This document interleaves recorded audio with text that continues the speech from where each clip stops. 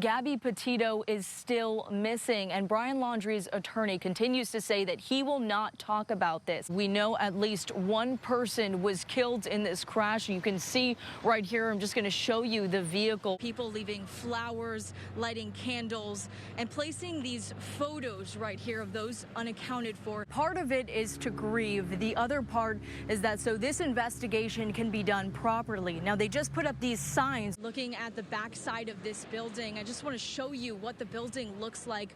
On the left side, you can see that building is intact, but what's really remarkable is the right side of that building. Now, if we can zoom in, you can see a bunk bed. Some of the debris already piled up this morning. You can see some people's personal belongings, things like suitcases. This fire is still active. You can see some flare-ups out here. I'm on this dock right here, and the way this dock is moving shows you just how strong this storm is. If we can zoom in right here behind me, you'll see some SWAT officers, multiple. I see 3 right there, and then if we pan over to the right, you'll also see multiple Fort Myers police officers. We're still waiting.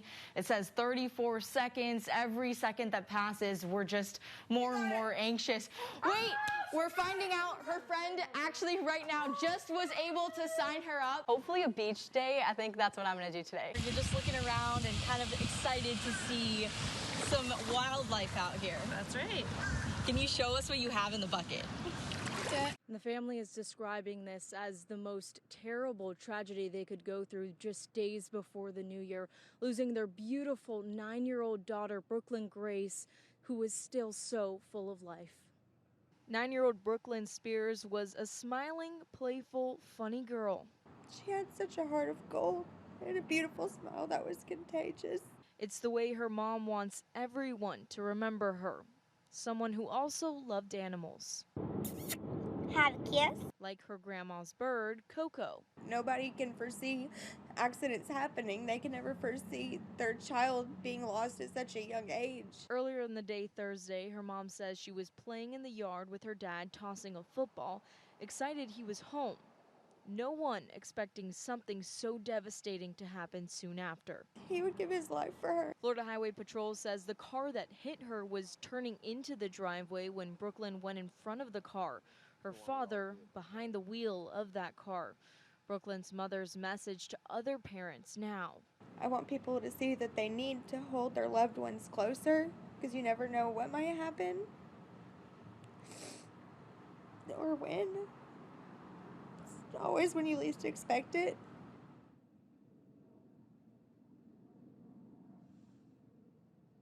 Brooklyn was a 4th grade student at 3 Oaks Elementary School. Her family right now is planning funerals and memorials as we speak.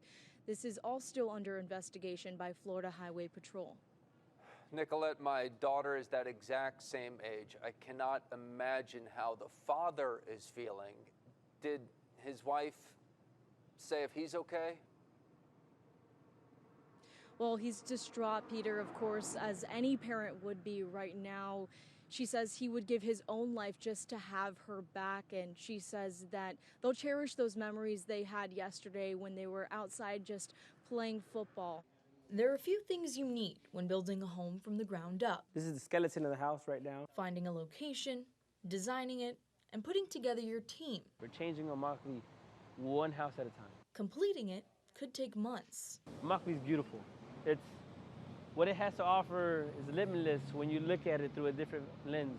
The one 25-year-old Alan Garcia sees Immokalee through is one of constant opportunity. 100 on this one. Garcia and his father now own a contracting company called A&R of Southwest Florida, building homes. When we sell our homes, 100 right there. You know, it's an accomplishment more, not only for me, but for my community. His parents moved here more than 25 years ago from the southwestern city of Oaxaca, Mexico. My father always gave me farewell speeches every day because he didn't know if he was going to come back. During his childhood, his father worked long hours in the fields as a farm worker. I remember telling me, hey, you know what? I'm going to work, but I don't know if I'm coming back. Every day. I get emotional talking about it because, you know, it's my drive every day. Moving to Immokalee meant hope for a better life. Yeah, it's home. It's what Immokalee stands for in the Seminole language. It's my home. And just like building a home, It's And 6 from super, there. super, and super. so La gente- This city started from the ground up. So how can we come up with a solution architecturally to create an environment that the families can feel dignified, appreciate it, and then also be able to be inspired to go on and move and do better for themselves. The hope of the new generation to keep building the community. Immokalee is growing because the people of Immokalee have been able to put back into the community and grow it the way that it's always been growing, with the same feel that it's always had. Now the biggest thing here is, just working with efficiency. Right? Now Garcia has built his own dream home and wants the same for others in this community. I sell to people. I sell them a dream. I sell them a hope that you can have everything. Once you drink Immokalee water, you can't get out. Nicolette Perdomo, NBC2. Well, just because you may not crash doesn't mean wearing a seatbelt is not important. You should always wear a seatbelt, and that's the analogy the Department of Health here in Collier County is giving us when it comes to getting the COVID-19 vaccine. They say just because it's not 100% foolproof does not mean you shouldn't get it, and they say it's the best way to protect you. We understand that there is perhaps a lot of mistrust out there as well regarding not only the vaccine, but also the pandemic as a whole. Step 1, get a shot. Health experts say it's still the best way to protect yourself against COVID-19. The COVID-19 vaccine has about a 95% efficacy rate. That leaves about 5% where you could get a breakthrough case. There's still plenty of information and misinformation out there. So NBC2 is asking the hard questions for you. Let's talk more about that shot. The vaccine leaves your body within 72 hours. So the side effects that you're feeling are actually your body building those antibodies to help protect you against the virus. As for side effects, there may be some, but the ones documented right now are minor. Soreness of the arm, fatigue the next day, nausea, and exhaustion. As for the COVID virus itself, this is a novel virus. This is new. This is something that we have been studying only for 18 months. And the dangers of getting it continue to threaten our community.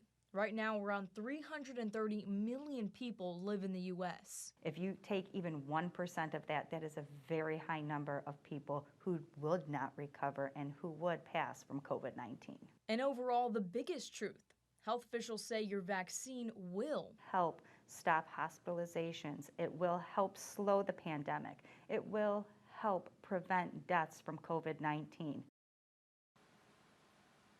And we posted the entire NBC2 exclusive interview with the Department of Health to our NBC2 News app. You can head over there. We asked a lot of questions that you may be asking. And if you want clarity to make a decision, you can head over there and read the full interview. I'm in Collier County. Nicolette Perdomo, NBC2.